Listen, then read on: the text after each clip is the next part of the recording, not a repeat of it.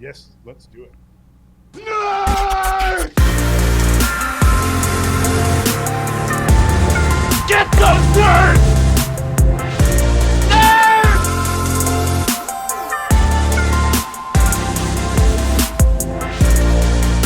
Nerd!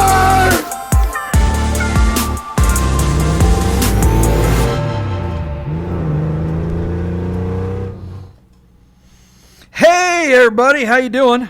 We are starting a brand new episode of Bid Nerds, your daily nerd out on the most interesting cars of the day from all the automotive enthusiast auction sites, along with my partner Michael Deeb over there in San Francisco. I'm John Polnik, your host. We are going to get right to the car today because it's the most interesting car, right, Michael Deeb?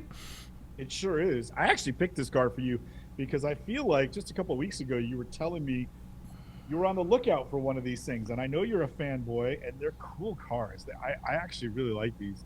I think I'd rather have one of these cars than the more contemporary one that you could find brand new at your local Mercedes Benz dealership today. So I'd be curious to know if you echo those same sentiments that money, this is way fun.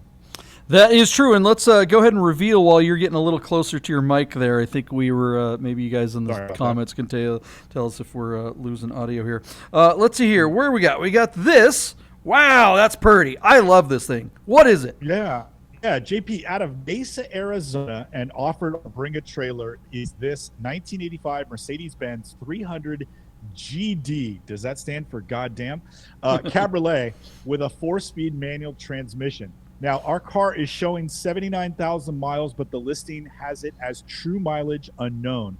This particular example is powered by a 3-liter diesel inline 5. Notice I did not forget to say turbo. It's just a gutless little diesel with no turbo. I think they make about 80 horsepower. These are 4x4s with a dual range transfer case, locked front and rear differentials. Our car is painted red, but the astute fanboys of these early G bodies will notice that somebody went ahead and sprayed the same red paint over the fender arches and across the grille to sort of customize the car. They recolored the seats in brand new black vinyl with red piping. I don't like the way it looks, but this car is still just pretty neat. It's also got some 18-inch, what they call Astra wheels. They're not original to the car. No chance that the vehicle in 85 had 18s on it. And I think somebody might have added the spare tire carrier to the back of the car. I'm not sure if that's stock or not. But anyway, these things are really neat. JP, I will say that I believe these are bulletproof, and you can correct me if I'm wrong on them.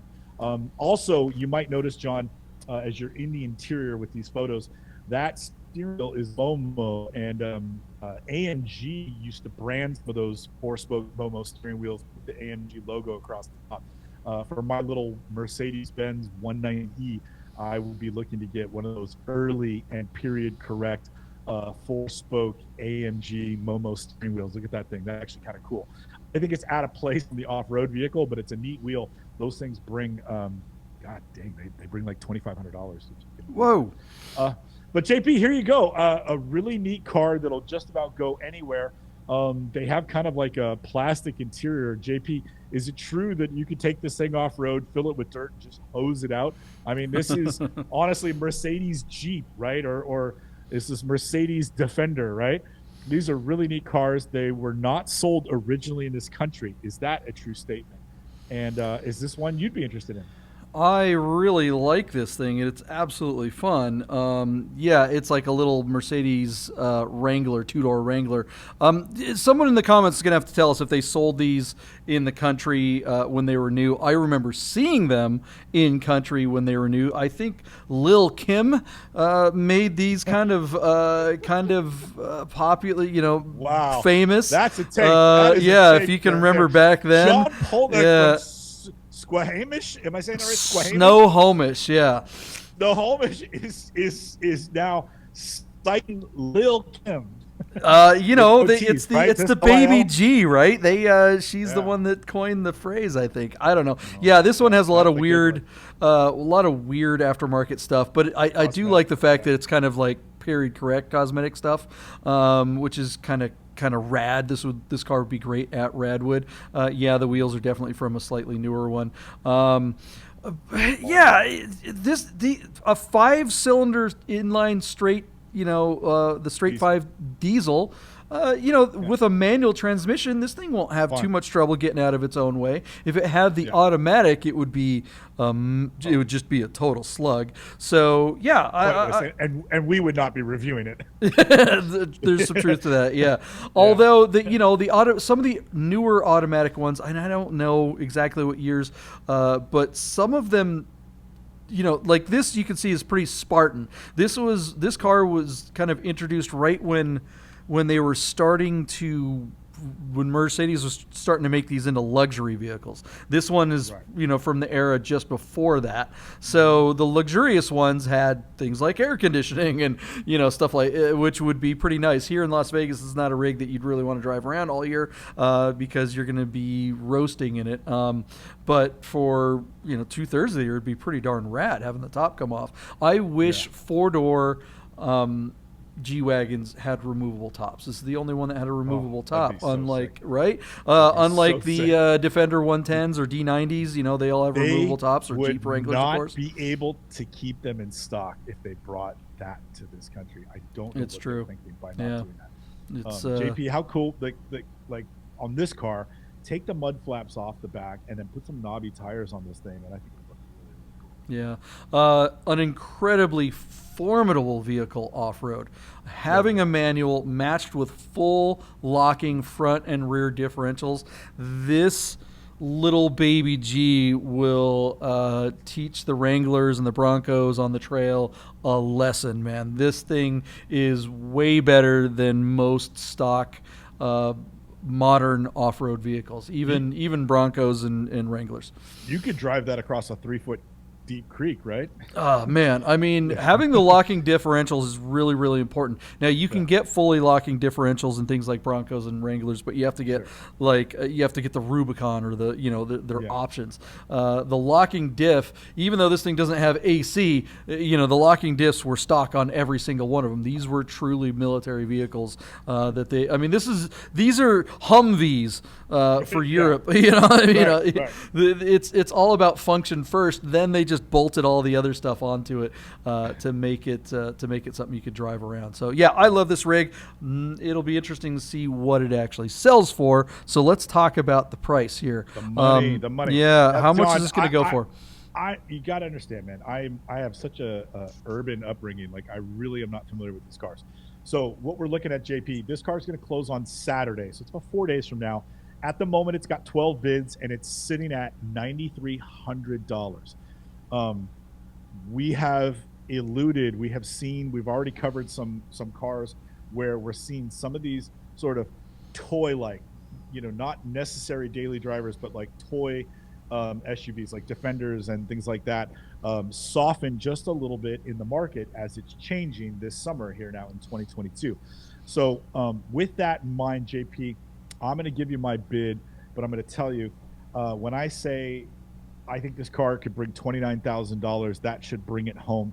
I'm looking at the fact that it's true mileage unknown and that some of the modifications are subjective. The recovered seats with the piping and painting the car red and the 18-inch wheels, that might not be for everybody. It might not be for the guy who intends to take it off-road too. But if this thing were stock and they could validate the mileage, and maybe if the market wasn't soft, this could easily be a $50,000 vehicle.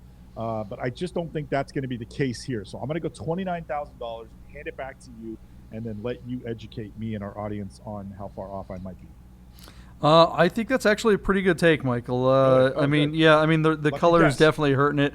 A few months ago, maybe it's in the 40s, but now I think it's going to have trouble making the 30s. So what'd you say, 29? 29. Yeah, I mean, it is a baby G, and baby Gs are pretty darn cool, and they're not as common. So I'm going to say 35. Okay. I think What do you guys think in the comments? Tell us below what you think about our bids, and then let's find out what it sells for right after. Well, how about after this? Okay, guys, I want to tell you about Vegas Auto Fest. The drivers are coming. This is one of our big sponsors. It's the biggest car show of the year in Las Vegas. It's one of the coolest car shows you can possibly experience anywhere. If you haven't made plans to be part of Vegas Auto Fest on September 17th, then do it now. Go to vegasautofest.com and register your car. You think you're a car enthusiast? Doesn't matter where you live. Plan a trip to Vegas on September 17th and come out and see this show. It's like Monterey Car Week all in a day. Have you ever been to the Quail? Have you ever been to Works Reunion? Have you ever been to Amelia Island? All those car shows are amazing and great. Have you been to Luftkult? Sure, but Vegas Auto Fest is something special. Make a plan for September 17th. We'll see you in Vegas. And we are back with the G-Wagon. You noticed that we took a little break and then we changed our outfit. And now we're back here just to show off Vegas Auto Fest. You probably just saw a commercial for Vegas Auto Fest. Make sure you're coming out to that on September, what is it? September 17th. I should know that. Saturday, right? It's a Saturday. What's it? Saturday, September 17th, and just coming up here in just a few months. So register your car right now. A little bit of a scoop for those of you guys who are out of state. This episode is airing in July. So we have a special running right now for out of state folks who are thinking about coming to Vegas Auto Fest. If you register right now, you can get the basic registration for you and your car for free. If you are an out-of-state car and you're accepted, that's correct. Till the end of July, we're running this promotion. We want to see a lot more California cars. We want to see some cars from Washington. We want to see some cars from Texas. We want to see people bring their cool stuff out to Vegas and have that Vegas experience. So right now, till the end of July, when you go to the VegasAutoFest.com website and hit the registration button on the float, you will see the option to register your car. And if you're out of state, it will not cost you anything, and I think even VIP registration is like half off or something. So it really is the time to register right now. Just to clarify for audience, no Canadians, right? We don't accept any Canadian registrations whatsoever. If you are Canadian, stay home. That is correct. Yeah, that is correct. We don't want no stinking Canadians. We want it to be fun, right? That's right. I don't think they let people out of Canada right now. I mean, I don't think they sell them any gas. I don't think. That's criminals like you and I can't even get into Canada. I am actually banned from Canada for real. I cannot go and get any maple syrup up there. That's a story for another show. It was not a DWI, but I did get in some trouble up there on a motorcycle. So. I've only been pulled out of the line and given a cavity search twice, and both times it was going into Canada. So good times. Yeah. Okay, they don't want you smuggling any of that Aunt Jemima. It's only the Canadian up there. All right, so let's get to this G-Wagon. What happened with the G-Wagon, Michael Deeb? Check it out, JP. I was wrong and you were right. You know these vehicles way better than I. I said $29,000. Your bid was $35,000. Our G-Wagon made it up to $38,000, where it unfortunately petered out and failed to sell on a whopping, JP, did you look at the notes? A whopping 47 bids. So it took 47 bids to get to $38,000. It stalled and didn't sell. It remains available somewhere in the marketplace. But I mean, would you agree with me in saying, look, that guy should have taken the money there? I mean, what is he thinking for that car when he's done all these modifications to it? It was bone stock. Okay, yeah, hold out for your dream scenario. But this market is softening right before our eyes. You have talked on this show about the sort of toy SUVs as being sort of the heaviest metal that is going to fall the fastest and the quickest. And maybe that's the case here, because at $38,000, I think this guy should have taken the money and run. And now he's got a firm grip on his not quite stock and original G-Wagon. What do you think? Yeah, I mean, I absolutely think that was a bad move on his part. Baby G's do kind of command a premium, or have in the past, but this one not so much. Yeah, and you got to be bearish on SUVs right now. The market is, is all asset classes are feeling pain, and that's a whole other conversation about just markets in general. But if you want to talk about one that is going to take it on the chin, it's going to be vehicles that get really poor fuel economy. Now this is a smaller engine. This is a 300, it's a 3-liter, and it's a diesel. Yeah. But diesel 5. fuel is really expensive, and God. but still, this thing, even with the smaller engine, even with the diesel, it's still not going to get good.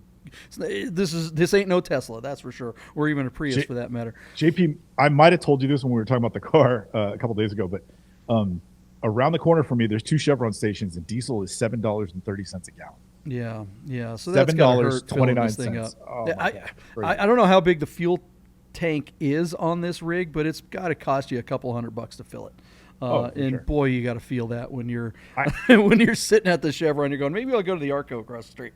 I also want to lay the blame of this failure of an auction lot. I want to blame that and lay it at the feet of Bring a Trailer. Like, what are their auctioneers doing if they're allowing this guy to set a reserve that was over $35,000 for a modified 85 gray market baby SUV with true mileage unknown? Like that, that's irresponsible. And I think they screwed up. And now this guy had an unrealistic sense, put his car in the marketplace, and it petered out before it got to 40 grand. I'm assuming this guy wants 50 for it, but this lot should have never run. So he's out $100, and then all the people that wasted their time researching this car. I mean, it's stupid. It is a crazy amount idiotic. of bid volume for this thing not to sell. But to Bring a Trailer's defense, 20 minutes ago, this was a $60,000 rig. I mean, right. But they're the experts. It's like we're the idiots, and we knew better than they did. Come on, man.